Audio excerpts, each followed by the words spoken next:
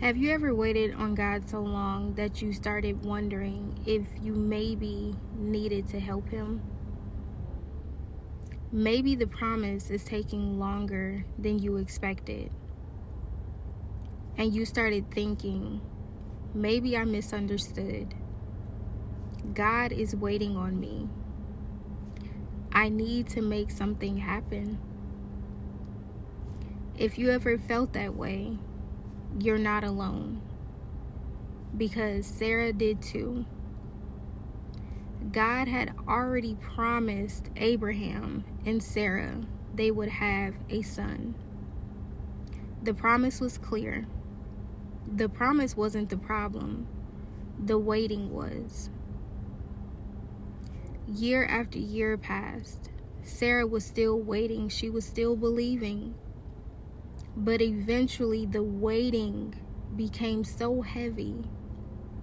And instead of continuing to trust God's timing, Sarah came up with another plan. She gave Hagar to Abraham so they could have a child another way. I don't believe Sarah stopped believing. I believe waiting became so difficult that taking control seemed easier than continuing to trust. And if we're honest, haven't we all been there?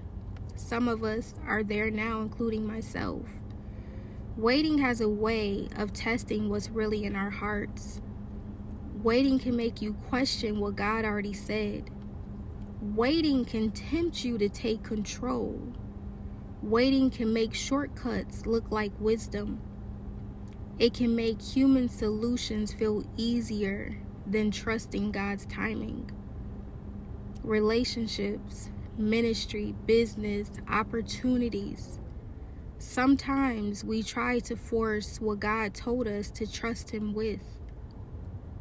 As I was studying this, I realized God wasn't just teaching me about Sarah. He was teaching me something about myself. Because if I'm honest, I'm in a season of waiting too. And reading this made me realize I can actually understand how someone can get impatient. Not because they want to get ahead of God, but because when you've been waiting a long time, it's tempting to think maybe you need to make something happen. This scripture challenged me before it ever became a message for anyone else. But here's what gave me hope.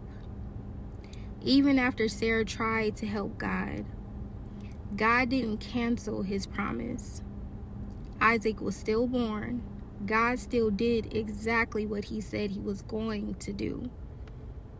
His promise didn't fail. His timing didn't change. And His faithfulness didn't disappear. Now, Sarah's decision had consequences. Scripture doesn't hide that. But the consequences of her impatience did not cancel the faithfulness of God. And I think somebody needs to hear that. Maybe you've gotten ahead of God.